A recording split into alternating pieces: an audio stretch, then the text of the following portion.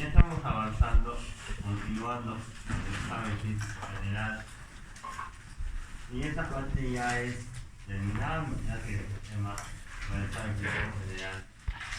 Cuando ustedes evalúen el sistema ganglionar, vayan a evaluar primero topografía, cabeza, cuello, tórax, y en ese mismo momento recién evalúan el sistema ganglionar.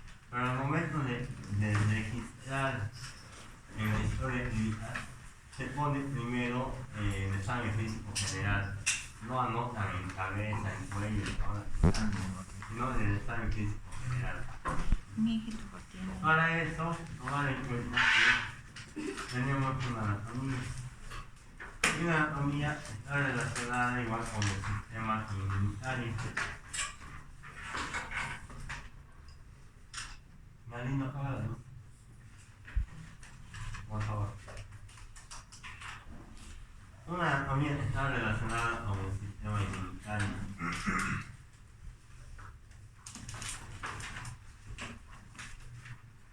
En este sistema inmunitario tenemos órganos como el vaso, adenoides, las amígdalas.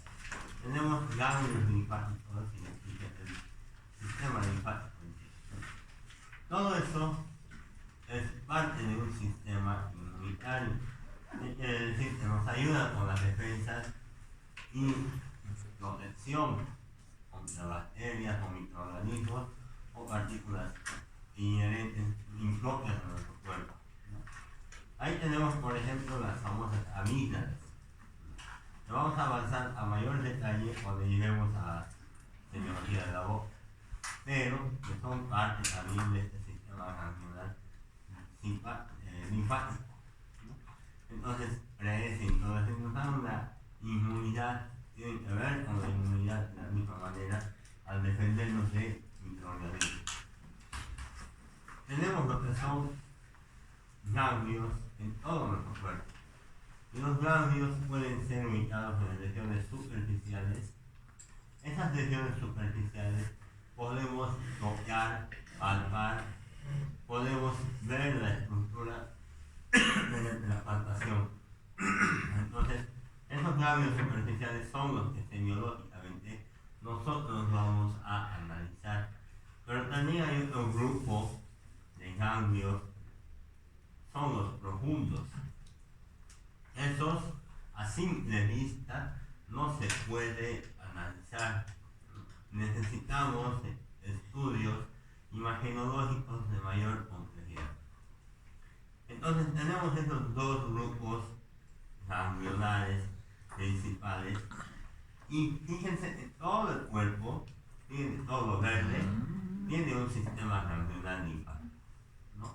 No es solamente voy a encontrar ganglios afuera, también tenemos en toda la parte inferior de nuestro cuerpo y en todas las partes en sí de nuestro cuerpo. Entonces ahí tienen un montón de ganglios linfáticos, no son unos cuantos. Entonces esos ganglios linfáticos están ubicados ahí de manera superficial y profunda, pero también están asociados a órganos linfoides, órganos que ayudan en la inmunidad del paciente. Ahí tenemos ejemplos, las amígdalas, ¿no? Tenemos ejemplos, lo que es el vaso. Entonces, tenemos diferentes tipos de órganos que nos van a ayudar en la inmunidad y los ganglios linfáticos es lo que nosotros vamos a avanzar. Lo de los órganos lo vamos a llevar topográficamente cuando nos toque abdomen, por ejemplo. Y para hablar de un ganglio es similar a la estructura de un riñón, ¿no? De un frijol, como se dice. Entonces tiene una estructura similar. Sin embargo, cuando se pasa, eso es diferente, ¿no? Pueden ser más ovalados y más redondeados, pero la estructura es similar a lo que es un riñón, ¿no? Fíjense que tiene una cápsula. Si hablamos ya de microscopía o histología y todo eso, tenemos una cápsula, un seno, tiene un vaso linfático aferente y otro vaso linfático, pero uno eferente y otros dos aferentes, por donde va a entrar la linfa y por donde va a salir la linfa. Interior a ello tenemos células de la inmunidad, como los glóbulos blancos y demás, ingresa la linfa por este lado y entra con bacterias, partículas y demás, ahí adentro se presenta lo que es una reacción inmune, ¿no? Y eso es como fagocitar las bacterias, las partículas y demás. Y luego la linfa sale un poquito más depurada, más limpia, podemos decir. Lo mismo pasa con las partículas y las células neoplásicas. Vamos a hablar de infecciones, neoplasias, enfermedades autoinmunes, inflamación, son los principales motivantes para que el ganglio empiece a crecer, ¿no? Entonces ahí tienen, fíjense, igualito lo que es una ganglio, porque tiene un vaso aferente, aferente es de ingreso, ¿no? Aferente significa ingreso, y eferente es salida, no es eferente es de salida. Además, fíjense que tiene una arteria y una vena también, ¿no? Igual a lo que es un riñón. Entonces, fíjense, tiene esas características ahí, ¿no? Tenemos folículos linfoides primarios, tenemos la corteza, el seno, cordones medulares. Entonces, esa es la estructura de un vaso o ganglio linfático, ¿no? Tiene una importancia en el total de la masa corporal total, ¿no? Por ciento aproximado estamos sacando. Y lo más importante, proporciona una barrera contra células malignas. O sea, que cuando ingresa una célula maligna, esa célula maligna puede llegar al ganglio a través de la linfa. Y el ganglio, a través de sus células, se encarga de mantener ahí adentro lo que es la célula neoplásica y no dejarla avanzar, ¿no? Entonces también genera una protección contra las metástasis. Participa en la respuesta inmune tumoral y celular. ¿No? Inmunidad, no, yo creo que eso sí lo tienen que leer para volver a repasarlo, porque si les hablo de pura inmunidad, hace una clase entera, tumoral, celular y demás, pero si no han leído, no tiene sentido hablar. ¿No? Sin embargo, estos ganglios tienen una respuesta inmune para defendernos, se puede decir, contra microorganismos, bacterias, hongos, parásitos, virus y demás.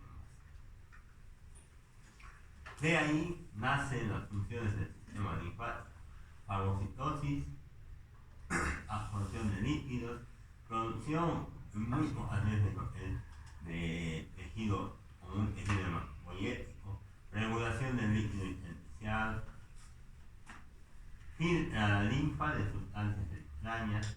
Eso de producción de glóbulos blancos igual es un almacén, un cuartel prácticamente de glóbulos blancos, y generalmente va relacionado con las neoplasias y con las infecciones. Entonces, fíjense, tiene varias funciones lo que son ese ganglio linfático. Lo tenemos en todo el cuerpo. Forma de un riñón o un frijol, como dice en los demás libros, ¿no? Entonces va relacionado todo. No voy a hacer profundidad en lo que son los conductos linfáticos ni nada. Directamente ya hemos empezado con ciertos conceptos, para que no me digan, no sé qué es un ganglio linfático, ya saben ahora por lo menos mínimamente lo que es un ganglio linfático, ¿no? Ya saben por lo menos hay de idea, ¿no? Y esto es un ganglio linfático afuera, esto están viendo, ¿no? Esa bolita que están viendo, ese aumento de volumen que están viendo ahí, eso es un ganglio linfático. Si ponemos otro ejemplo, también podemos ver ahí, con el dedo de la señalada. Todo esto es un ganglio linfático. Si ponemos otro ejemplo también en el cuello, ahí tienen otros ganglios linfáticos. Esos son. A simple vista se ve estas, ¿no? Pero muchas de ellas no se ven a simple vista y tienen que palpar. Ahí tienen otro ganglio axilar. Para analizar los ganglios, vamos a analizar tres zonas topográficas importantes, ¿no? Tres áreas importantes de análisis, ¿no? Primero, los ganglios del cuello. Todo lo que relaciona al cuello, los ganglios de la axila, axilares, y los ganglios inguinales. Esas tres áreas son las que tenemos que tener prioridad para analizar y es donde podemos palpar ganglios, principalmente, ¿no? Esas tres zonas. Entonces, esas tres involucran a los ganglios superficiales, los cuales podemos nosotros palpar, sentir, analizarlos mediante la semiología, ¿no? Los ganglios superficiales, ahí tenemos, ¿no? Son accesibles, se pueden explorar semiológicamente mediante inspección, palpación, son fáciles de analizar y los cuales son varios grupos. Empezamos con los ganglios del cuello. Los ganglios del cuello, tenemos los ganglios de la cabeza y cuello en realidad, ¿no? Y los primeros ganglios, la primera zona que vamos a analizar son los ganglios occipitales. Esos ganglios occipitales son los que se encuentran en la región, como dice el nombre, occipital. Ahí tienen la región occipital. Esos son los ganglios occipitales. Toda esa zona que están viendo. Todo esto son los ganglios occipitales. Ahí tenemos el de amarillo, ¿no? Y esa es la zona principalmente a la que hay que ver. ¿Ya? Esas son los ganglios. Se encuentra entre la protuberancia del occipital externa y la apófisis mastoide, ¿no? Por fuera de las masas musculares. Reciben aferencias, y ahí quiero que escuchen esa otra palabra, aferencias. Es lo que está recibiendo, aferente, arteria aferente. Aferencia se refiere a todo en inglés, ¿no? ¿Qué quiere decir? ¿Ustedes de dónde reciben el agua para quitar? De la cañería. ¿De dónde viene esa cañería? ¿De dónde? ¿De dónde? De Cajamarca, ¿sí? Entonces, cuando hablamos de aferencia, podemos decir el agua de Sucre recibe la aferencia de las aguas de Cajamarca. O sea, nos estamos relacionando, estamos de dónde está llegando la linfa y de dónde está llegando todo ese líquido a la región occipital, a esos ganglios occipitales. O sea, a esos ganglios occipitales le llega la linfa de toda la zona occipital, pero no solamente es la zona occipital, ¿no? También tenemos todo, en realidad sería todo ese cuero cabelludo de esa zona, ¿no? De la zona occipital. No estamos hablando de un tumor intracerebral, por ejemplo, no le llega ahí la aferencia, llega de toda esta zona. Otro ejemplo, y enseguida vamos a ir a cambiar. Los ganglios siguientes, posauriculares. Estos tienen que memorizarlos, porque para que se vayan ustedes tienen que decirme todos los ganglios que estamos mencionando y tienen que mostrarme dónde están esos ganglios antes de irse a hacer siguiente, ¿no? No es para estudiar en la casa. Tenemos los posauriculares o mastoideos, ¿cuáles son? Esos son los posauriculares o mastoideos, los que están detrás del pabellón auricular, en la apófisis mastoide y demás, ¿no? ¿De dónde reciben la aferencia? Del pabellón auricular, del conducto auditivo externo y la región temporal del cuero cabelludo. Y ahí tenemos un ejemplo. ¿De dónde recibe la aferencia? Paciente femenino de 30 años de edad se decide poner un piercing en el pabellón auricular, ¿no? Ahí, y se infesta el orificio, hay rubor, tumor, secreción. ¿En qué lugar espero encontrar el ganglio afectado por la adenopatía? En los ganglios hay tres, pero también ahora estamos hablando de los ganglios posteriores, auriculares posteriores, ¿no? Entonces, esa infección, ¿a dónde se va a dejar? A este lugar. A eso me refiero. Y lo mismo va a la inversa. Si yo en su compañera, por ejemplo, le estoy palpando los ganglios y encuentro ganglios preauriculares, ¿dónde tengo que buscar lo que está mal? En el pabellón auricular, en el conducto auditivo externo y en la zona temporal del cuero cabelludo, ¿no? Entonces, ahí para eso se sirve palpar a los ganglios. No es palpar y decir, ay, qué bonito, redondito, ya. No, es para analizar de dónde ha venido esa inflamación o esa infección, o en su caso peor, esa neoplasia, ¿no? Entonces es importante conocer la anatomía y la aferencia de dónde está llegando. Ganglios preauriculares. Los preauriculares son estos, los que están adelante del pabellón auricular, ¿no? También reciben una aferencia de dónde, de la piel y las conjuntivas de los párpados, ¿no? O uno, acuérdense de eso, de la piel de la región temporal, del conducto auditivo externo también, y del pabellón auricular también. O sea que también podemos tener, si ese paciente se pone un arete ahí, también puede infartar o producir una adenomegalia en los ganglios preauriculares y retroauriculares. Ahora, dice en las conjuntivas. Si hablamos de las conjuntivas, hay que definir al ojo. Y al referirnos al tema del ojo, un ejemplo clave, un clásico, es el signo de Romaña, el característico de la enfermedad de Chagas, ¿no ves? ¿Qué pasa en eso? Los dos párpados se edematizan, ¿no? Según, hay secreción conjuntival, hay conjuntivitis. Y eso muchas veces me dicen los alumnos, pero se olvidan de que el signo de Romaña además se involucra una adenopatía preauricular. Y ahora se dan cuenta que por qué se produce esa adenopatía. Porque las conjuntivas hacen aferencia hacia ese ganglio.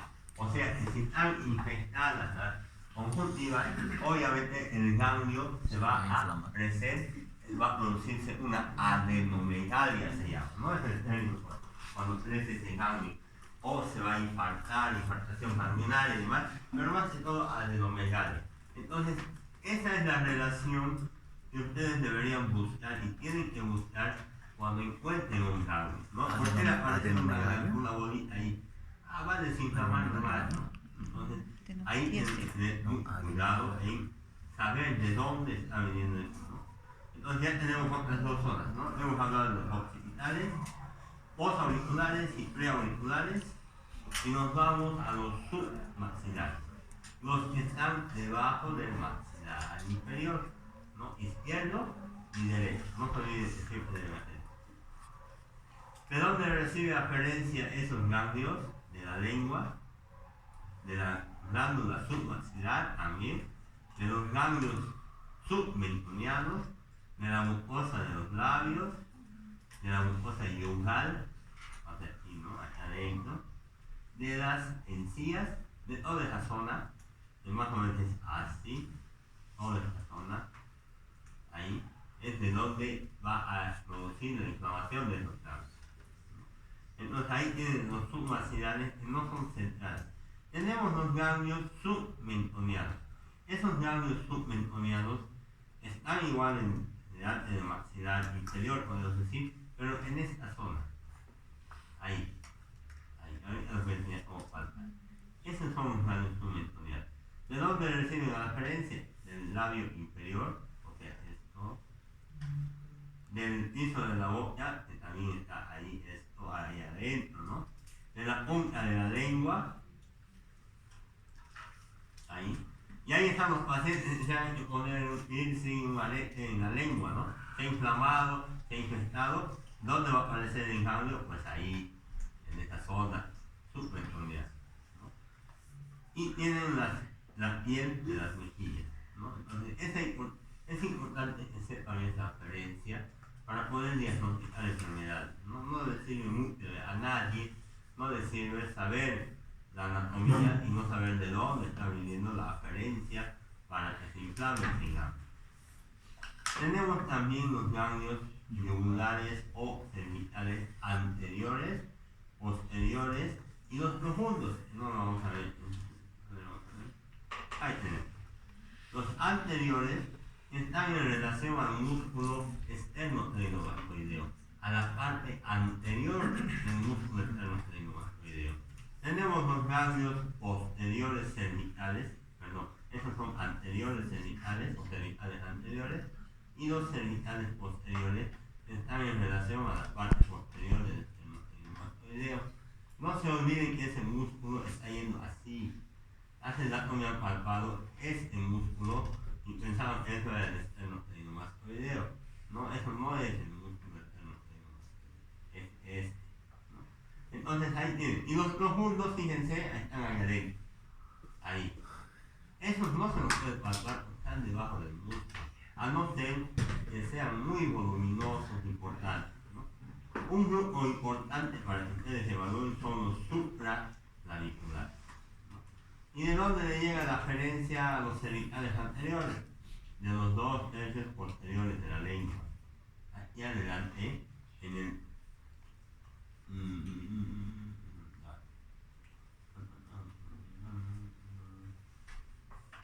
Fíjense, en la lengua igual le llega a los submaxilares. La punta de la lengua le llega a los submencionados, pero los 2/3 posteriores le llegan a los cervicales anteriores, ya un poquito más hacia el cuello. Pero esta zona igual le llegan de las amígdalas, o sea, ustedes que están con amigdalitis pueden tener ganglios cervicales anteriores, ¿no? Del pabellón auricular, otra zona donde le llega también la aferencia. Pues el pabellón auricular no solamente da a los los retro y a los cervicales anteriores, ¿no? Entonces, a esas tres zonas llega la aferencia del pabellón auricular. Entonces ahí habrá una pregunta, ¿no? Si se infecta el pabellón auricular con un arete y el paciente empieza a aparecer en ganglios, ¿dónde empezaría a encontrar? ¿Dónde pensaría encontrar esos ganglios? Ponemos excepto, vamos a poner preauriculares, retroauriculares, cervicales anteriores, axilares. Esto ya tendrá una respuesta obvia ahí, ¿no? Ya les tendrá la pregunta en la 2 semanas. Que va a salir en 7 días. Los ganglios cervicales posteriores están detrás del músculo esternocleidomastoideo, no detrás, sino en su borde posterior. Llega la aferencia, o reciben la aferencia de lo que es el cuero cabelludo, el cuello, los ganglios axilares y los miembros superiores y la región pectoral, ¿no? Toda esa zona da su aferencia o emite la linfa o hace llegar la linfa hacia los ganglios cervicales posteriores. Y estos son los importantes ganglios supraclaviculares. Todos los ganglios tienen una relación con una probable infección, sí. Con una probable enfermedad autoinmune, sí. Con una probable inflamación, sí. Pero lo malo, también por una probable neoplasia o cáncer, ¿no? Entonces, los ganglios supraclaviculares, cuando una persona ya está adulta, se aparece detrás de encima de la clavícula, uno solo, por ejemplo, hay que pensar en varias situaciones. Primero, ¿de dónde llega la aferencia? De la cabeza, del miembro superior, de la pared torácica, de la mama, cavidades torácicas y abdominales. Tomen en cuenta eso. ¿Por qué? Porque existe o hay un ganglio de Virchow. Este ganglio de Virchow, que es su libro, el cual es un ganglio centinela, quiere decir vigilante, ganglio principal que le llega, apareciendo es el signo de Rozier, ¿no? Ese signo, ¿en dónde va a aparecer? En enfermedades con neoplasia a nivel abdominal sobre todo, y sobre todo a nivel gástrico. Entonces, en ese sentido, si a mi paciente le apareciera, por ejemplo, un ganglio de Rozier o un ganglio de Virchow, ¿no? A nivel supraclavicular izquierdo, grande, tamaño de unos 2 centímetros, doloroso, ¿qué voy a hacer después? ¿Qué le preguntarías al paciente? Si hemos dicho que el paciente puede llegar a tener una neoplasia intraabdominal por eso. Antecedentes familiares. Ya, no hay nada. Como siempre, no hay nada. ¿Qué más harías? Un linfoma de Hodgkin, ¿puede ser? Ya, puede ser también, pero es solo un ganglio ahí. Si hemos dicho que puede presentarse en enfermedades neoplásicas intraabdominales, sobre todo del estómago. ¿Qué voy a pedir? Primero preguntaré, ¿no? ¿Ha bajado de peso? Sí, he bajado, estoy adelgazando, estoy feliz. Allá. ¿Ha dejado de comer? También, en fin, no me da hambre. Estoy perdiendo mucha fuerza. ¿Qué le voy a pedir? Si estoy pensando en una neoplasia de tipo abdominal, de tipo gástrico, Análisis de sangre. análisis de sangre, ya puede ser que esté con anemia. Una ecografía, ¿para qué? Para poder identificar una masa dentro o Ya puede ser. Luego, endoscopía. Una endoscopía. ¿Por qué? Porque ese ganglio es casi característico de la neoplasia o del cáncer gástrico del estómago. Entonces, yo al tener un paciente así, tengo que sugerir y pensar en hacerle una endoscopía, ¿no? Y la endoscopía, ustedes saben que es introducir el endoscopio hasta llegar al estómago, mirar en la cámara por dentro, estoy entrando dentro del estómago, esófago, y en el momento que aparezca una herida, una lesión en esa pared, digamos que ese es el estómago, y aparece una herida aquí, yo tengo que agarrar, sacar una biopsia, un pedacito pequeñito, y mandarlo a analizar. Y ahí es donde sí o sí voy a encontrar si es o no una neoplasia a ese nivel, ¿no? Muchas veces no es necesariamente que hay una masa grande, ya está muy deteriorada, sino lo primero que puede aparecer es eso. Por eso es la alarma para ustedes cuando tengan un paciente y palpen ganglios. No es solamente palpar, tienen que ver si es patológico o no es patológico. Y peor si es ahí a ese nivel único y demás, piensen siempre en lo peor. Pueden pensar en la infección, puede ser. Pueden pensar en una inflamación, puede ser. Pero en este caso es un cáncer de gástrico.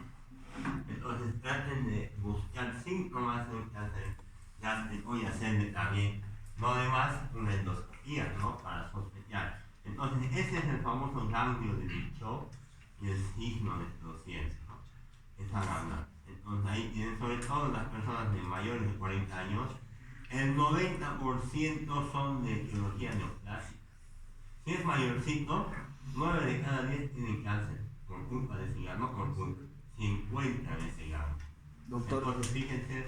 sí o sí en ese sector no puede ser igual en la ingle o... No, para el gástrico ese es el sector. Ese es el famoso ganglio de Virchow, ¿no? Pero puede aparecer en otros lados y todo, pero en otro tipo de tumores, ¿no? Y no necesariamente por tumores, por enfermedades infecciosas. Pero cuando aparece en esa zona único, así como están relatando lo que es la bibliografía, tenemos que pensar en eso, ¿no? Entonces es un alto porcentaje de pacientes con neoplasia. Ahí por eso tenemos todas las áreas de lo que son los ganglios que deberían evaluarse en lo que es el cuello, ¿no? Tienen los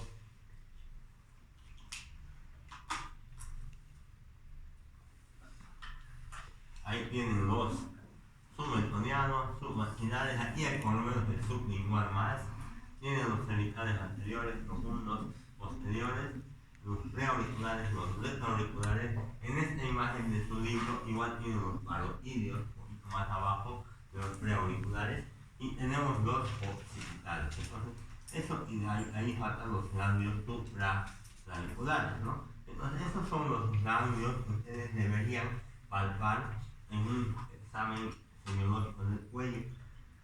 Y si vamos a la otra zona, son las axilas, ¿no? Donde tienen ganglios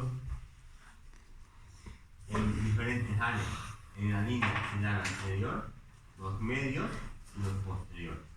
Pero no solo eso, en la región del brazo igual van a presentar, porque son hasta cierta zona unos ganglios, ¿no?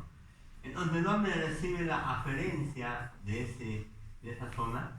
Del miembro superior, en este caso el derecho, de la pared torácica, o sea, toda esta zona, y sobre todo de la mujer, de la mama, ¿no? He ahí la autoevaluación que nos enseñan en ese colegio, que les enseñan a hacerse autoevaluación a las mujeres. ¿Por qué? Porque un nódulo, un ganglio axilar puede conllevar riesgo de un cáncer de mama. y del estado temprano resultó mejor. Hace rato una de las compañeras, mujeres, tenía un cambio así. Y les decíamos que era analizar, hazte ver el tema de la mama, analizar bien que tienes nódulos, hazte autoevaluación o ver con ginecólogo para ver si el cambio es patológico. No, puede ser una infección, pero que tal si es un cáncer de mama que aparece. Y la respuesta clásica que me han respondido lo mismo los pacientes, ¿no? Es, no pensé que iba a ser tan malo, no pienses que sea tan malo. Tenga fe que es solo una infección, no se trata de fe. ¿Qué tal si es solamente un estadio muy temprano? Sacas eso, operas y ya está. Ya está curado. Y muchas veces son de seguimiento. Entonces, a esos detalles nosotros tenemos que ir a buscar, ¿no? Esta mañana vimos una paciente con un cáncer de vesícula incidental. Tenía una piedrita de la vesícula, la han operado porque le ha dolido, ¿no? 2 días y ya encontrado que era cáncer. No tiene metástasis en ningún lado, la señora. Entonces van a volver a operar para limpiar bien esa zona y que no haya más metástasis. Tal vez haga una quimioterapia más de unos 4 ciclos y ya acabó. Es como intención curativa. Pero después, cuando aparece ya metástasis, se vuelven amarillos, ictéricos los pacientes. Ya no tiene sentido, como han visto que han fallecido los pacientes así. No se han ido a práctica. Han visto cómo la señora que estaba histérica con un cáncer de vesícula biliar, con metástasis en suprarrenal, páncreas, hígado, hueso, pulmón, todo eso ha fallecido nomás. Y va por ese lado, ¿no? Va por ese lado. En cambio, una etapa temprana, que bien hay que apurarnos todo, hay que hacer todo rápido, porque ellos son los que se salvan, y ellos son los que dicen que han vencido pues el cáncer. ¿No? Esas son. A veces no le creen, no, ¿qué vas a vencer vos? Esperan, la gente espera que cuando uno diga he vencido el cáncer, lo vea pues tiras de deteriorado, totalmente enflaquecido, y no es así, ¿no? Muchas veces un cáncer de piel te puede avanzar a pulmón, cerebro, solamente con extirpar, y está, con eso, con operarlo y sacarlo, ya está, por ejemplo, un melanoma, ¿no? Un cáncer de piel. Entonces hay que saber identificar, y ahí, por eso, la importancia de ese ganglio, ¿no?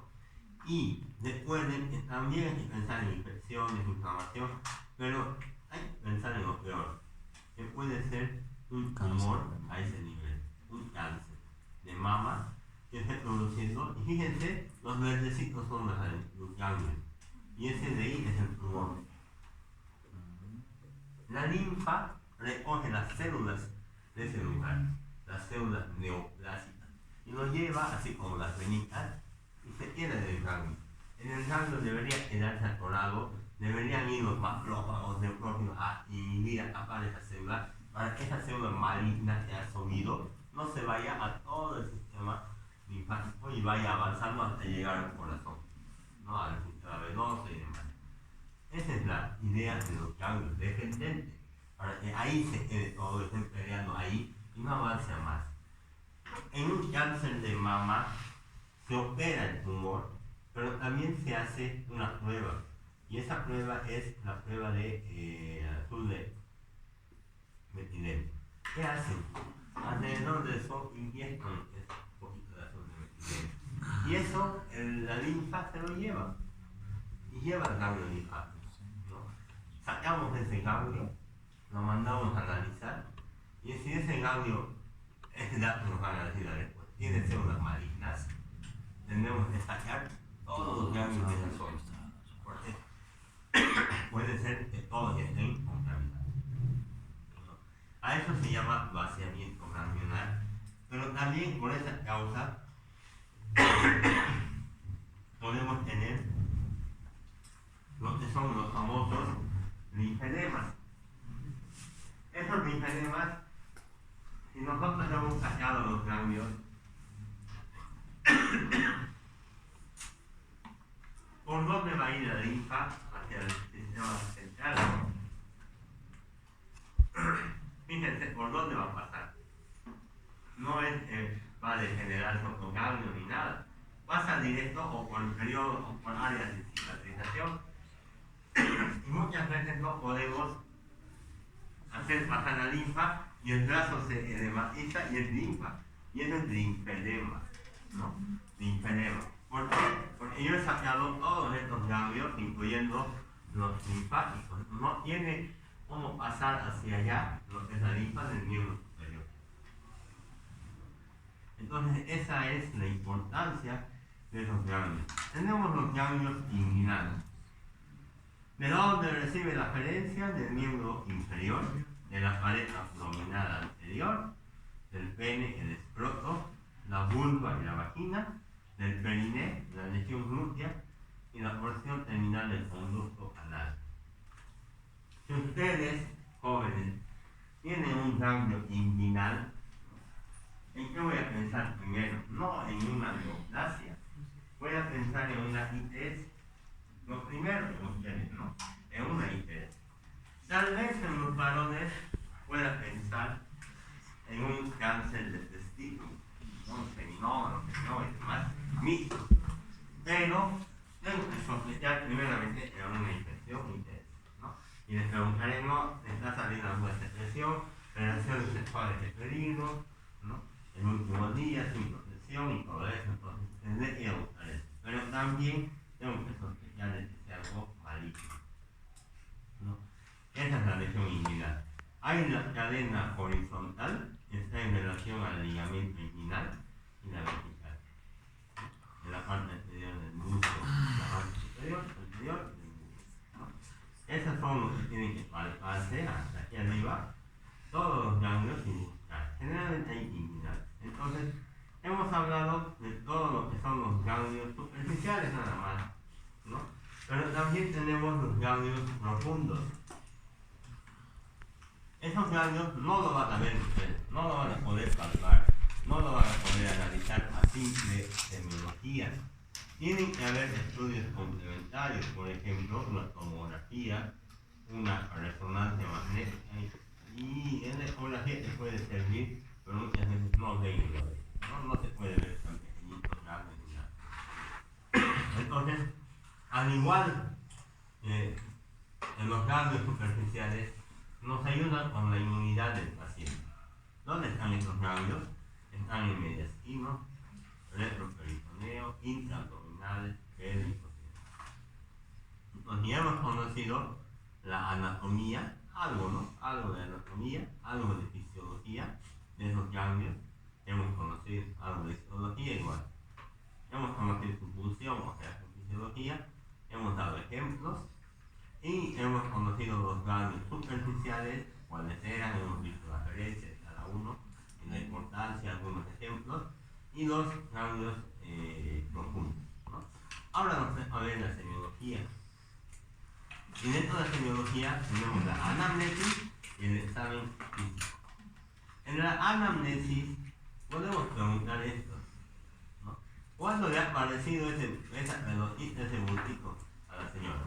No le vas a decir cuándo le aparece ese ganglio, no va a entender muchas veces, pero podrías preguntarle cuándo le aparece ese tumorcito, cuándo aparece la bolita, tratar de explicarle en palabras que ella pueda, o la paciente o el paciente pueda entender.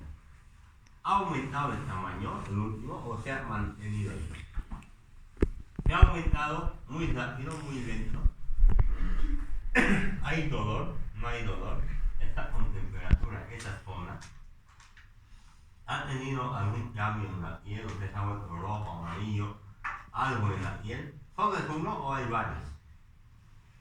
Y algunos otros síntomas: tiene fiebre, escalofrío, ha perdido el peso, astenia, decaimiento, palidez. Tiene síntomas de otros órganos, ahí tenés que notar que tiene tos, tiene melenas, tiene matemesis, no sé, todos esos detalles a ver. Son una guía para cuando ustedes encuentren un cambio en un paciente, ¿no? Y los antecedentes, tal vez el médico o el paciente es médico, radiólogo, y usa lo que es bastante lo que es la radiología. Puede ser por ello tenga adenopatía. Puede ser que haya bajado de peso, pierda las todas las noches y tenga fiebres, y aparece un ganglio positivo, pero que no tiene nada de los pulmones. A eso nos referimos cuando hablamos de tuberculosis ganglionar, ¿no? Es una especie de tuberculosis extrapulmonar, no especie, no es un tipo de tuberculosis extrapulmonar, que solo aparece en el ganglio, ¿no? Y no aparece en el pulmón. Doctor, justo sobre eso quería preguntar. De la tuberculosis, hay casos en los que estos ganglios, como nos dijo, atrapan a la tuberculosis, pero cuando la inmunidad del paciente disminuye, se libera. Y a lo que tenía entendido, recién la persona contrae la enfermedad o puede llegar a ciertos lados. Pasa igual en otros ganglios con otro tipo de células. Sí. Con las cancerígenas, digamos, aquí una vez al bajar la inmunidad, recién. El cáncer es diferente, el cáncer no mantiene un estatus quieto, digamos. Siempre va a ir creciendo, siempre va a ir haciendo desarrollo, metástasis, a menos que hagan quimioterapia y ahí frene con la quimioterapia un tiempo, pero a veces vuelve a aparecer o vuelve a aparecer. Pero si no haces nada, siempre va a ir creciendo, aumentando. No es como la tuberculosis en sí, puede estar atrapada con la inmunidad primaria y demás, pero por lo general en la neoplasia va generando más y más y más. O sea, sí o sí se va a diseminar y no hacemos nada, ¿no? Doctor, tengo entendido que se calcifica también a veces estos ganglios. Sí, se puede clasificar, pero no es por esa razón. Si es neoplasia, se va a quedar ahí, no va a seguir aumentando, porque hay un punto principal que está creciendo seguramente. Y en el caso de infecciones, sí, cuando ya son tratadas y todo eso, muchas veces se calcifican. Y lo que ustedes ahorita van a hacer las prácticas y van a palpar y van a sentir cómo se ha calcificado sus ganglios igual, ¿no? O sea, no se envuelven piedra, pero empiezan a tener una morfología ya más consistente y se quedan así permanentemente toda la vida, ¿no? ¿Y son dolorosos en la palpación en caso de que haya un ganglio? Ahorita les voy a decir eso. En caso de transfusiones también pueden tener adenopatías, por eso preguntaré a decir transfusiones cuando patologías crónicas, autoinmunes sobre todo, también pueden generar ganglios, cirugías, traumas y las infecciones a repetición pueden generar ganglios, ¿no? Esa es la pregunta, la amnesia. Pero si vamos al examen, tenemos que mirar. Si no se ve, tenemos que palpar. Y si palpamos un ganglio aumentado de tamaño, una adenopatía se llama eso, tenemos que ver la forma, el tamaño, la sensibilidad, a eso se refiere con si duele o no duele, la consistencia, era duro, pétreo, blando, y la movilidad, ¿no?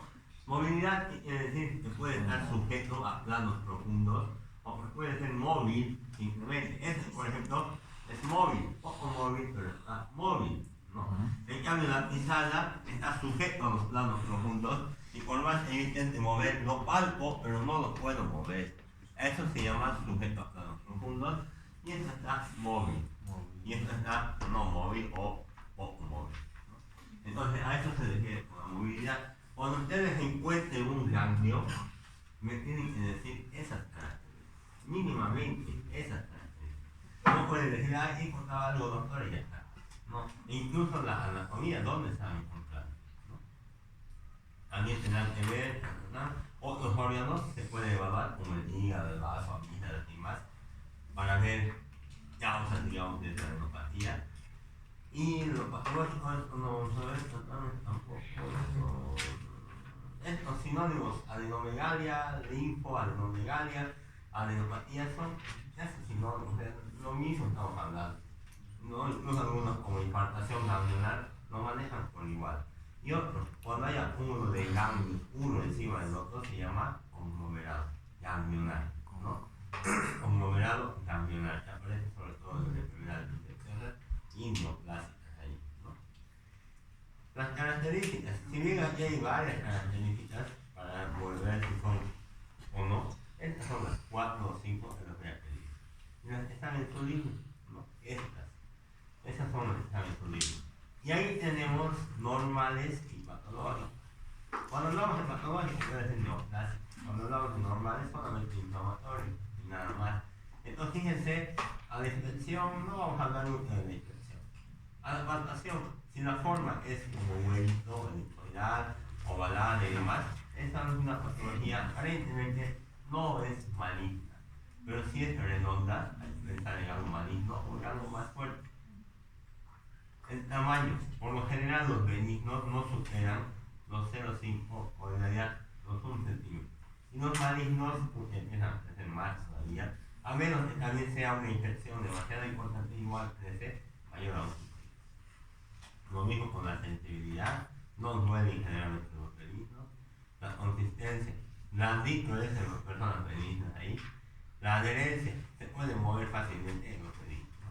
Y en los patológicos hay que pensar en una neoplasia o una infección importante, son estos, ¿no? Hay otros igual que son de característica inflamatoria y neoplásica, ¿no? Pero que también tienen sus variables.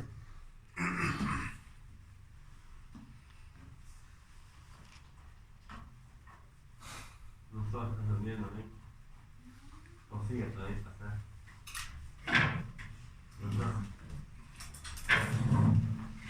Consigue elegir una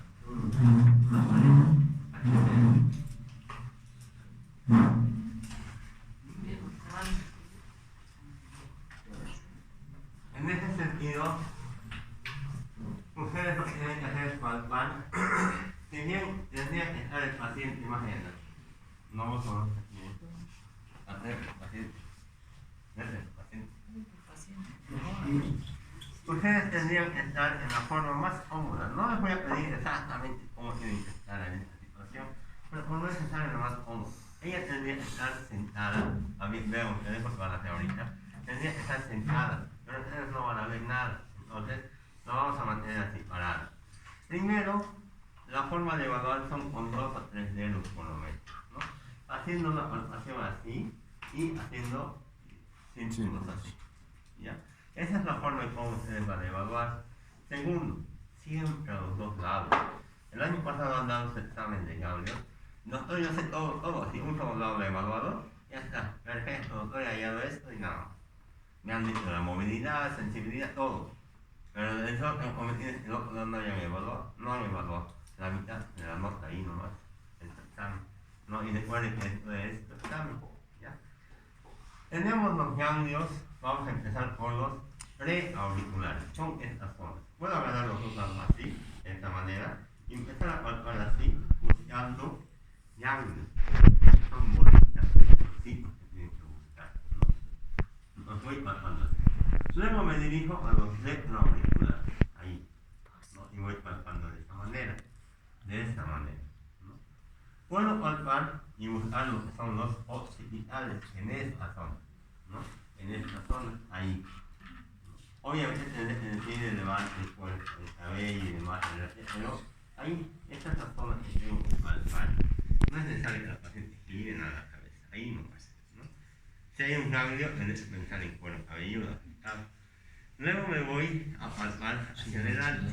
Y si te vas hacia adelante, no puedes completar así, no la ves. Puedes hacerlo de esta manera, así, y empezar a palpar los submaxilares, ahí, ¿no? Ahí, y buscar los submaxilares.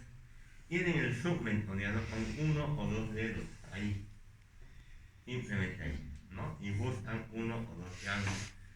Pueden palpar los cervicales o los cervicales como es anteriores, ¿no? Empiezan a girar el cuello, gira un poquito, ahí. Este es el músculo esternocleidomastoideo, va desde ahí hasta adelante. Ese es el músculo esternocleidomastoideo. En su parte anterior están los preauriculares, ahí tienen que palpar los preauriculares. Tengan cuidado en hacer masaje carotideo, no lo hagan, van a desmayar el paciente. Y tienen en la parte posterior de ese músculo los retroauriculares, ahí, ¿no? Ahí. Los cervicales profundos están adentro de ese músculo y el músculo es difícil, pues ahí adentro palpar, no se puede. Tienen que palpar así de esa manera, ¿no? Ahí van haciendo y van buscando así, pueden hacerlo aquí, pero no traten de hacer así, están jalando su mano, están conscientes así.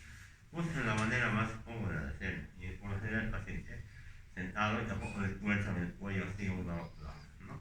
Y los supraclaviculares de esta manera, ahí buscando en esta zona, arriba de la clavícula, Doctor, anteriormente igual se podría llamar yugular, ¿no? Yugulares, ¿no? Los de... Sí, Ah, se llama yugular anterior, posterior y posterior. Entonces eso igual tiene que pasar así y el otro lado, ¿no? Siempre los dos lados, cuidado, se vayan a pasar por un lado. Pueden hacer primero uno, después el otro, pero siempre los dos lados. Eso en el tema de los ganglios del cuello, ya no me siento. Pero si hablamos de la mama o de la axila, perdón, tienen que palparlos las zonas que son anterior, los ganglios anteriores, los medios y los posteriores y los del brazo. Ahí, ¿no? 1, 2, 3, 4. ¿Y cómo le hago? Puede hacer el paciente así y yo empezar a palpar así. O puede hacer el paciente ahí y yo empezar a palpar ahí, ¿no? Hay muchas formas que describen en varios libros, pero pueden hacer esto, empezando arriba y van bajando así, buscando, ¿no? Y van buscando. Si encuentran uno, como hagan ya sus compañeros, perdón, y también pueden hacer esto, ahí, ¿no? Buscando esa zona del brazo sobre todo, ¿no? Y ya está. Con eso yo palpado los ganglios. Los inguinales de la sínfisis a través del ligamento inguinal, igualito, van palpando así, ¿no? Y aquí también los verticales, ¿no? Horizontales, verticales. Y tienen que palpar las tres zonas, sí o sí, para dar su examen en el paciente. ¿Ya? Pues mañana van a dar compañeros un examen, entonces van a hacer en ese tipo de paciente internado y ahí los internados tienen ganglios por todos lados, entonces van a encontrar. Ahora los compañeros nos van a enseñar con él.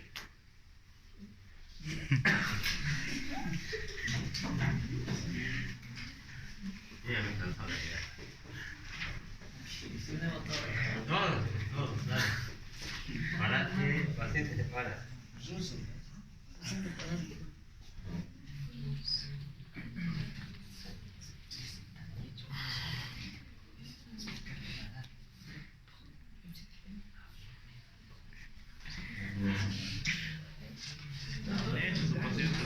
¿Para? Así me vas a decir, ¿está bien? ¿Y a los preauriculares? Están delante, lo que es el pabellón auricular, el lado.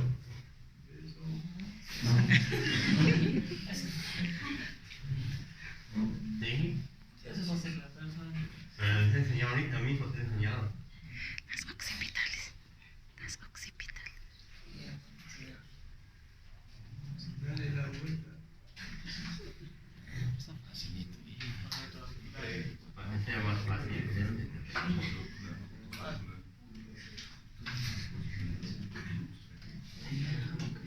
Hay que ver más nombres, como en tu libro. Así no se tienen que hacer los exámenes. Los compañeros de ojo nunca han podido facilito, pero ustedes no.